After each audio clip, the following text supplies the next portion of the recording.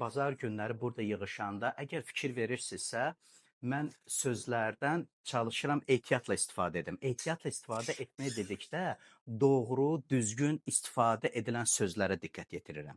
Çünki çox sözlər var ki, biz onları danışırıq. Hətta ki, biz Allah haqqında danışanda çox sözlərdən istifadə edirik. Amma o sözlər məqsədli, öz təyinatına görə istifadə edilməsə, o mənasız olur. Ona görə bazar günü ibadəti demək istəmirəm, bazar günü xidməti demək istəyirəm. Yadınıza gəlib, Bağda danışmışdım. Çünki bizim Allaha etdiyimiz ibadət 24/7-dir, o bitməyəndir. Hansısa bir məkan, hansısa bir saatları əhatə edən deyil. Bizim həyatımız Allaha bir ibadətdir. Bizim həyatımız Allaha bir ibadətdir. Həmin o ibadətin içində isə müxtəlif hadisələr baş verir, hansılar ki, bizə kömək edir imanda dayanıqlı olaq. Və bazar günü xidməti buna aiddir. Nəyə görə bazar günü xidməti sözündən istifadə etmək istəyirəm? Çünki buraya gələn hər birimiz qonaq qismində gəlmirik. Allahdan aldığımız ənam ilə bir-birimizə xidmət etmək üçün gəlirik.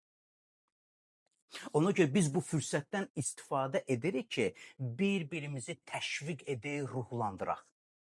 Və deyirəm, indi bizim zamanda insanları təşviq eləmək üçün çox şey lazım deyil. Xoş söz. Nə qədər buna ehtiyacımız var? Xoş söz demək, tənqid etmək deyil, qüsurlarını göstərmək deyil, zövqünü bəyəndin, bəyənmədiyin deyil. Hər bir insan öz zövqünə görə geyinir. Qəbul edilmək.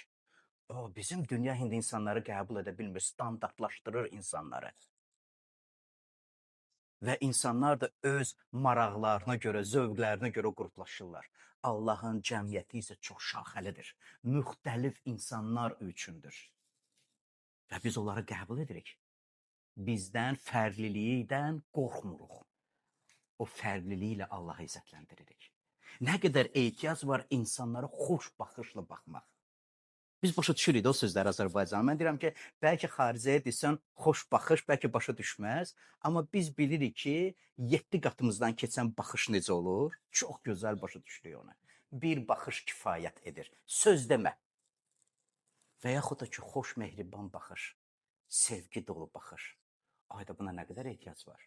Biz bazar günü bir yerdə yığışanda bir-birimizə xidmət etmək üçün yığışırıq. Ona görə fürsətdən istifadə edin. Bir-birinizi imanda təşviq etməyə, ruhlandırmağa, həvəsləndirməyə, xoş sözlər deməyə ki, buradan gedən insan qol-qanad açıb getsin. Qol-qanad açsın. Nə qədər insanların qol-qanadlarını kesirlər. Ümidsiz yerlərə salırlar. Rəbdə isə ümid var. Rəbdə isə ümid var. Allahın sözündən ona görə danışıram, çünki Allahın sözündə ümid var. Allah öz sözü vasitəsilə bizi genişliyə çıxardır, həqiqətləri göstərir ki, biz Allahı dadaq. Görüncə sözdən istifadə edirik. Allahı dadaq. Və deyək ki, Allah yaxşıdır. Allah yaxşıdır, xeyirxahdır, sevgi doludur, sədaqətlidir. Heç bir şərt ilə ona aid olanları tərk etməyən Allahdır. O vəfalıdır. O da Allah vəfalıdır. Məhz bu sözlər bizim daxilimizdə bir gücdür. Bir gücdür. Bizi sarsılmağa qoymayan bir gücdür. Allah vəfalıdır. Harada olduğumdan baxmayaraq Allah mənimlə gedir. O mənə güc verir. Məni mətin edir. Rəbbə güvənirəm.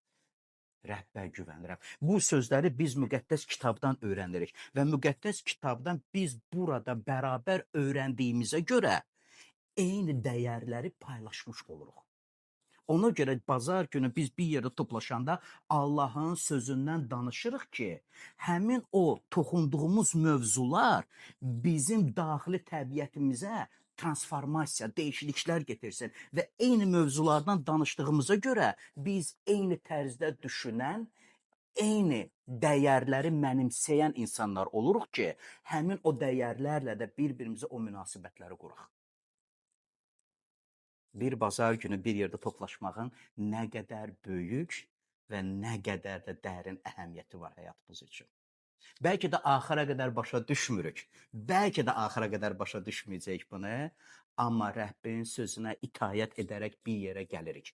Hazırlıqlı gəlirik. Hazırlıqlı gəlirik. Başqasının xidmətini qəbul etməyə və başqalarına xidmət etməyə. Ona görə imkan ver sənə xidmət etsinlər. İmkan ver. Və başqalarına xidmət eləmək üçün fürsəti əlindən vermə. İstəyərdim çox sevdiyim bir şəxsin John Piper'ın sözü ilə başlayam. Görüncə maraqlı söz deyir. Allahın kəlamı ruhun qidasıdır. Onsuz biz ruhən azlıq çəkirik. Maraqlıdır. Allahın kəlamı John Piper deyir ki, bu bizim ruhumuzun, canımızın qidasıdır. Əgər biz ruhumuzu qidalandırmasaq, bizim ruhumuz ac qalacaq, qidasız qalacaq. Və qidasız qaldığına görə böyük ehtimalla zəif düşəcək. Zəif düşdüyünə görə də üzləşdiyi qarşı durmalara taqət gətirə bilməyəcək, yıxılacaq. Eyni tərzlə, əgər bizim bədənimiz üçün lazım olan qidanı verməsək, yəni yemək yeməsək, əgər bizim bədənimiz üçün lazım olan gecə yuxusundan özümüzü haram etsək, yatmasaq, nə olacaq? Bir gün, 2 gün, daha taqətliləri bəlkə də bir həftə özünü saxlayacaq, amma taqətdən düşməyə qaçılmaz olacaqdır. John Piper deyir ki, Allahın kəlamı sadəcə qaydalar kitabı deyil. Sən o qaydalara baxasan, sadəcə Allah haqqında bilik mənbəyi deyil ki, sən yaradanını tanıyasan. Bu qidadır. Öz canını qidalandır, öz ruhunu Allahın sözü ilə qidalandır ki, dözümlü, dayanıqlı olasan deyə. Bu günləri istəyərdim Efeslər məktubuna müraciət edək. 2-ci fəsildə çox ciddi, dəyərli sözlər var və həmin o sözlərə diqqət yetirmək istəyirəm sizlə və istəyirəm diqqətinizi yayındırmayın, diqqətli qulaq asın. Çox maraqlı mövzu olacaq bizim üçün. Efeslər məktubu 2-ci fəsil 19-cu 22-ci ayələr. Deməli, artıq yad və qərib deyilsiniz. Siz müqəddəslərlə birgə vətəndaş və Allah ailəsinin üzvüsünüz. Bir saniyə, sodasını oxuyarsan. Sözlər necədir? Məncə çox güclü sözlərdir. Deməli, artıq yad və qərib deyilsiniz. Necə maraqlı sözdür. Xoşlayıram müqəddəs kitabı və sevirəm müqəddəs kitabdan danışmağa. Buradakı sözlər biz məsihçilərə ünvanlanıb. Çox sadə sözlərdən istifadə edilir və cümlələr də çox sadədir ki, yəni mürəkkəb cümlələrlə Allah nə demək istədi burada? Biz bilirik burada nə deyir. Allahın sözü deyir, sən yad deyilsən. Sən qərib deyilsən. Sənin Məsihi tanımağın təsadüfən olmadı. Təsadüfən olmadı. Birdən-birə qarşına çıxdı və sən iman etdin. Bu sənin həyatında Allahın planıdır. Və bugün bizə internetdə qoşulanlar, dinləyənlər, eyni söz onlara aiddir. Təsadüf yoxdur. Hər şey idarə edən, külli ixtiyar olan Allahdır. Davud deyir bu barədə ki, ana bətnində sən məni yarattın. Mənə ad verdin. Hələ doğulmamışdım, amma sən mənim doğuluşum haqqında bilirdin. Allahın planına görə, Allahın iradəsinə görə o bizi özünə cəlb etdi. Biz yad və gəlmə deyilik. Sadəcə qonaq qismində Allaha aid edilmədiyi ki, müvəqqəti, hansısa bir zaman üçün gələk və sonra çıxaq gedək. Doğrudan? Yox, əlbəttə. Allah özünə cəlb etdiyi insanı əbədi olaraq öz yanından buraxmaq istəmir. Əbədi olaraq və buraxmaq istəmir. Əbədi olaraq özünə cəlb edir və onda qalmasını istəyir. Allah sadəcə insanlardan alət kimi istifadə etmir ki, hansısa bir məqsədlərinə çatsın, o məqsədinə çatandan sonra desin ki, Xudafiz, səndən, məndən uzaq olduq. Yox. Biz müqəddəs kitabda oxuyub görürük ki, onların uşaqlığından bəri qocalana qədər Allah onların həyatında var. Biz bunu görürük.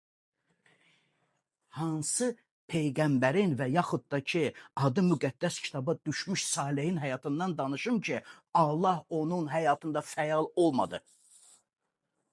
Hamısının həyatında fəal oldu. Təmin edirdi, qoruyurdu.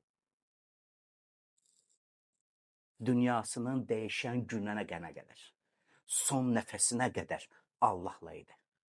Allah da onlarla idi. Sən yad deyilsən, sən qərib deyilsən. Hansısa bir işi icra etmək üçün dəvət edilməmisən. Allahın özünkisən. Burada oturanlar və bizim kimi dünyanın hər bir tərəfindən Məsih İsa'ya iman edənlər kimi ya Allahın oğulları ya da qızları sırasındayıq. O da necə də Allah bu sözlərlə bizi təşviq edir. Biz Allaha doğmayıq. Sonra nə deyir? Həvarilərlə peyğəmbərlərin təməli üzərində tikilmisiniz. Güşə daşı isə Məsih İsa özüdür. Bütün bina onun üzərində birləşərək Rəbbə aid müqəddəs məbəd olmaq üçün ucalır. Siz də ruh vasitəsilə Allahın məskəni olmaq üçün birlikdə Məsih üzərində tikilirsiniz. Amin. Və çox maraqlıdır ki, müqəddəslərlə birlikdə deyilir burada. Yəni sən tək deyilsən və Allah səni seçməyib ki, sən tək qalasan. O səni öz ailəsinə gətirir ki, onun ailəsində, onun oğulları ilə və qızları ilə birgə olasan. Allah istəmir ki, ona aid olan insanlar tənhalansınlar, tək qalsınlar. Yadınıza gəlir İsa ilə Peterin söhbəti. O deyir, Peter, iblis istədi ki, mən sizi xəlbirliyim, ayrı-ayrı düşəsiniz. O istəmədi ki, siz bir yerə toplaşasınız, amma mən sənin imanın üçün dua edirəm. Və sənin üzərində öz kilsəmi quracam və cəhənnəmin qapıları ona qalib gələ bilməyəcək. Mümkün olmayacaq, dünyada elə bir qüvvə olmayacaq ki, həmin o kilsəni yıxmış olsun. Həmin o kilsənin bir parçası oldu. Həmin o Məsihin ailənin bir üzvləri olduq. Allah bizi öz cəmiyyətinə dəvət etdi. Və bu dəvət müvəqqəti deyil. Müəyyən bir tədbirlər üçün və işlər üçün deyil. Hərçənd biz bilirik də, toya dəvət alırıq, məkanı da yazılır, tarixi də yazılır və saati yazılmasa da biz bilirik ki, axşam toyu olacaq. Allahınsa dəvəti müəyyən bir məkan və saat üçün deyil, əbədi həyat üçündür. Ona görə Allah bizi öz ailəsinə aid edir ki, onun şanlı və izzətli ailəsinin parçası olaq. Həmin o şanlı və izzətli ailəyə Allahın adları müqəddəs kitaba düşmüş peyğəmbərlər var, salih insanlar var və bir çoxları onlara rəğbət bəsləyir. Biz həmin o ailənin üzvləri olduq. Əgər kimsə hansısa bir peyğəmbər haqqında danışır, sən deyə bilərsən, mən onun ailəsinə aidəm.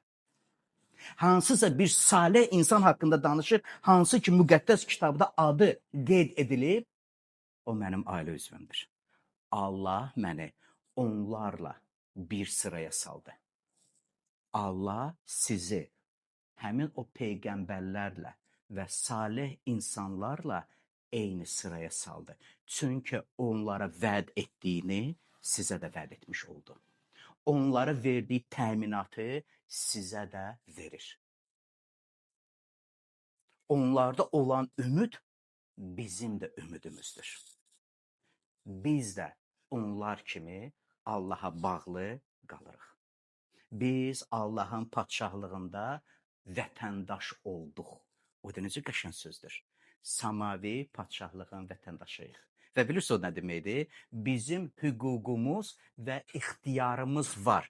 Həmin o padşahlıqda olan bütün ruhani nemətlərdən və bəhrələrdən istifadə etməyə. Fikirlərimi ümid edirəm ki, çatdıra bilirəm sizə. Tam səlahiyyət verdi Allah bizə. Məsih İsa'ya iman etdiyimizə görə Allah bizə ixtiyar verdi ruhani ənamları sahiblənməyə və onları istifadə etməyə Allahın izzəti üçün. və necə onlardan istifadə edəcəyik? Hansı ənamları Allahdan diləyəcəyik deyə Allah bizə həvarilərin və peyğəmbərlərin təlimini ibrət olaraq verdi. Bixəbər olmayaq, bilək. Biz bilirik və biz onlardan nəyi öyrənə bilərik? Biz adları müqəddəs kitaba düşmüş peyğəmbərlərdən və Məsih İsa'nın həvarilərindən nəyi öyrənə bilərik? Onların Allaha olan imanları. Onların həyat nümunələri bizim üçün bir ibrət olur və biz görürük ki, onlar Allah qarşısında ömür yaşadılar, Allaha güvəndilər, Allaha etibar etdilər. Onlar böyük bir ehtiram ilə Allah qarşısında ömürlərini sədaqətlə yaşadılar. Və Allah onlara mənimkisən deyirdi. Mənə məxsus, mənə aid olan deyirdi. Və Allah bugün bizə Məsih İsa'ya iman edənlərə o sözü deyir. Mənə məxsussan, mənə aidsən. Və bilirsiniz, bu sözləri deyəndə ağlımda həmişə vergül dayanır. Mənə məxsussan, mənə aidsən vergül, səni heç kimə vermərəm. Heç kimə səni vermərəm. Rəbbin bizə olan bu münasibətini gördükdə və bu münasibət sadəcə biz istəyirik Allah bizimlə belə münasibətdə olsun, təkcə deyil. Biz bunu buradan öyrənirik. Bizdən öncə yaşayanların həyatında və onların iman şəhadətində görürük ki, onlar Allah barəsində belə şəhadət edirdilər. Onlar deyirlər, Rəbb vəfalıdır. Və sual, bəs mənə Allaha vəfalı qalmağa nə mane ola bilər? Allah sədaqətlidir, sədaqət ilə və ehtiram ilə onun qarşısında ömür yaşamağa mənə nə mane ola bilər? Allah öz vədlərində dönməzdir. Biz də öz sədaqətimizdə, Rəbbə güvəndiyimizdə dönməz olaq. Çünki çox maraqlıdır. Onların imanı Allah qarşısında yaşamaqları, güvənməkləri, etibarları, sədaqətləri bizim üçün örnəkdir. Çünki bunlar, bu keyfiyyətlər bizi Allaha bağlayan, möhkəm və sarsılmayan bağdır. Onlar bizi Allaha bağlayır. Ehtiram, sədaqət, güvən. Hansın ki biz Allaha olan iman sözü ilə birləşdiririk. Bizi Allaha bağlayandır. Və görünməcə maraqlı sözdür ki, bütün binanın yükünü daşıyan odur. Necə maraqlı sözlərdir. O bütün bizim yükümüzü daşıyandır. Biz bacarmadığımız, öhdəsindən gələ bilmədiyimizi o tamamlayandır. Biz nə edək? Sədaqəti ilə, etibar ilə, sevinc ilə, ehtiram ilə Allahdan uzaq düşməyək, ona daha da sıx bağlanaq. Bu keyfiyyətlər bizi Allaha bağlamış olur. Məhz bu keyfiyyətlər də bizə kömək edir daxili təbiətimizdə yenilənək. Keçən həftə də bu sözdən istifadə etdim. Bu günləri də o sözdən istifadə edirəm. Daxilimizdə baş verən transformasiya üçün, yenidən doğulmaq üçün səbəb olan bunlardır. Allahın qarşısına ehtiramla gəlmək. Böyük bir sevgi ilə, sevinclə gəlmək.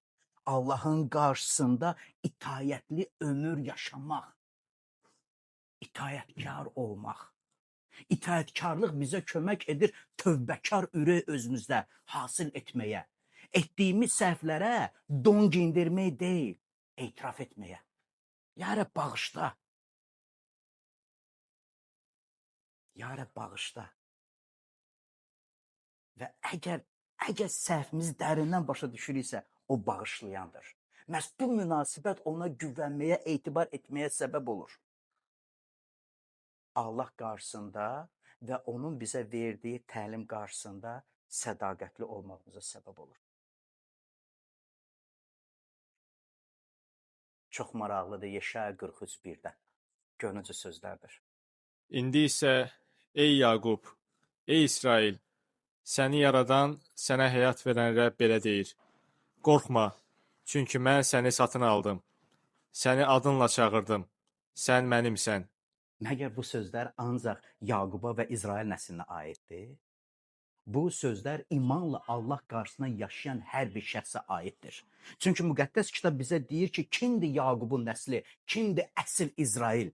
Allah qarşısında İbrahimin iman nümunəsinə görə imanla onun qarşısında yaşayanlar və imanla yaşayanlara Allaha güvənən, etibar edən, Allah qarşısında ehtiramla və sədaqətlə yaşayanlara Rəbb deyir, qorxma.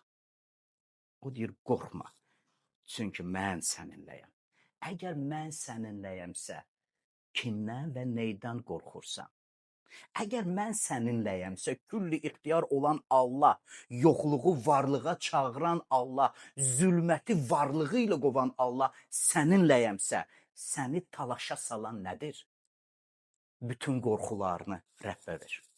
Həyəcanını ona ver. Duanda deyir, ya Rəbb, bu məni narahat edir, bu məni qorxudur, bu məni talaşa salır, sülhümü götürür, azad et. Sizcə sizin bu duanıza görə Rəbb azad etməyəcək? Əlbəttə edəcək. O deyir, səni satın aldım. Satın aldım ki, mənə məxsus olasan. Səni adınla çağırdım, mənə məxsus olasan. Sən mənimsən. O da necə gözəl sözlərdir. Rəbb deyir, sən mənimsən. Sən mənə aid olansan. Və biz müqəddəs kitabda görürük ki, dünya yaranandan bəri indiyə qədər Allah insanlara özünü bu tərzdə aşkar edərək insanları özünə cəlb edir. Amma təəssüf olsun ki, bütün insanlar Allahın bu münasibətini görüb Allaha sədaqətlə bağlanmadılar axı. Biz görürük və burada şəkildə onu təsvir etmək istədim ki, yəni bəziləri var idi hansılar ki, eşitdilər, gördülər, onlar Allahın yaxşılığını gözləri ilə gördülər. Amma sədaqətlə ömür yaşamadılar. Biz ilk Adəmlə Həvvanın oğulları barəsində oxuyuruq, Habil və Qabil haqqında. Məgər Qabil xəbərsiz idi Allah haqqında? Xəbəri var idi. O da qardaşı Habil kimi Allah haqqında xəbərdar idi, Allahı tanıyırdı. Məgər Esaf Allahı tanımırdı? O qardaşı Yaqub kimi Allahı tanıyan idi. O qardaşı Yaqub kimi Allahı tanıyan idi. Bəs ona nə mane oldu? Məgər İbrahim öz nəvələrinə Allah yolunu öyrətmədi? Məgər Yaqub öz 12 oğluna Allah qarşısında imanla, sədaqət ilə, ehtiramla ömür yaşamaq barəsində danışmadı? Niyə Yusif haqqında danışırıq? Niyə digərləri bunu etmədilər?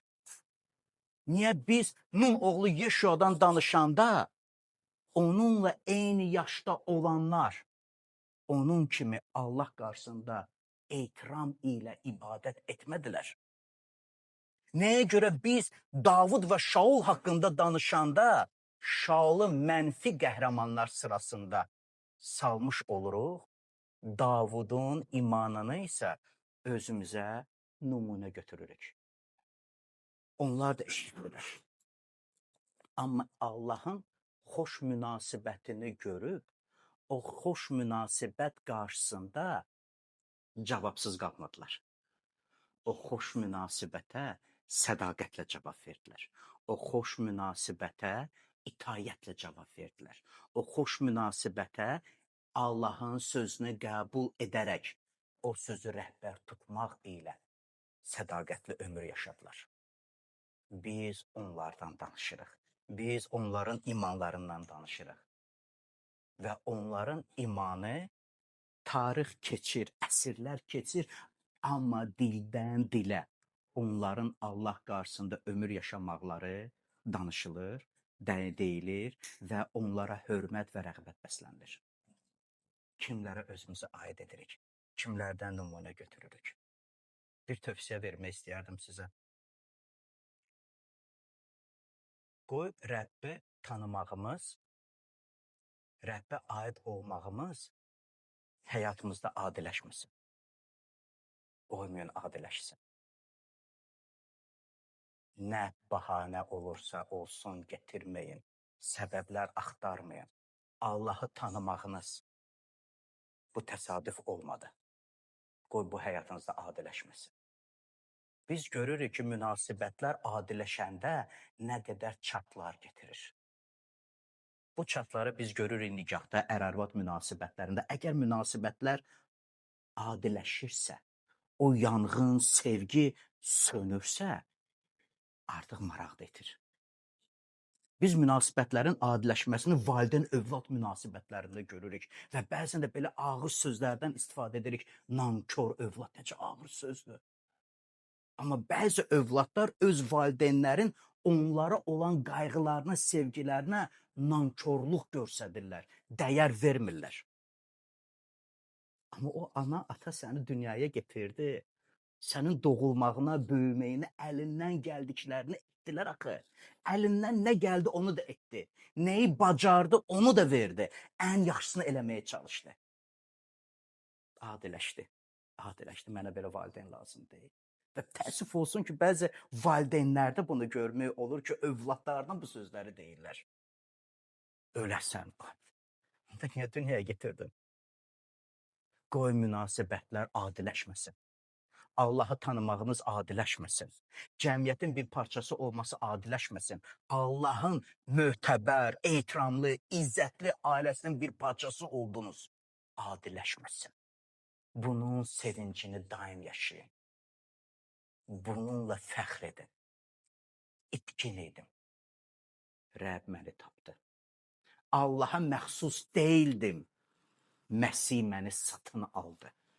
Allahın vədlərindən uzaq idim, yad idim, qərib idim. İndi isə Allaha aidəm. Onun doğmasıyam. Kimsə deyir oğluyam, kimsə deyir qızıyam. Həvəslə və sevinclə müqəddəs kitabda öyrəndiklərimizi gündəlik həyatımızda yaşayaq. Can ataq, səy görsədək, özümüz təşəbbüs görsədək, özümüz təşəbbüs görsədək. Dəvəti gözləməyin, təşəbbüs görsədin Allah naminə xidmət etməyə. Nəyi bacarırsan? Səni sevən, sənin xilasın uğrunda özünü fəda edənə görə nə etməyə hazırsan? Sənə solmayan, müddəti olmayan, istismar müddəti bitməyən dəvət verən Allaha cavabın nədir? Əlindən gələni et. Ən yaxşısını et. Ən yaxşısını et. Keyfiyyətli elə. Və bilirsiniz, sənin etdiklərinə keyfiyyət verən bilirsiniz nədir? Ürək niyyətlərin, sevincin, məmnunluğun, xoşbəxtliyin, onlar dad verir. Bizdə belə yaxşı bir deyim var. Əlinin duzu. Yəqin eşitmişik də, yox? Hamı evdə xörək pişirir. Yox? Hamı evdə xörək pişirir. Kiminsə xörək dadlı çıxır. Xörək dadlı çıxana nə deyirik? Ay, əlinin duzu var. Nə edirsən dadlı çıxır. Nə edirsən yaxşı alınır. Doğrudan əldə nəsə sehir var? Məncə yox, söhbət əldə deyil. Və əldə duz saxlamaq deyil. Yox, yəni əldə duz saxlamaqla, o ya da xörəyə çox duz qatmaqla dadını vermir. Niyyət, sevgi, münasibət o dad verir. O dad verir. Gəlin bir-birimizə, münasibətimizə dad qataq. Dad qataq. Qoy bizim sözümüz duzlu, tamlı olsun. Dad getirsin. Xoş baxış, xoş münasibət, xoş davranış. Bu bizim üçün vacibdir. İstəyərdim bu ayə ilə bitirim bu günləri. Yəhyanın müjdəsi 15-ci fəsil 16-cı 17-ci ayələr. Siz məni seçmədiniz.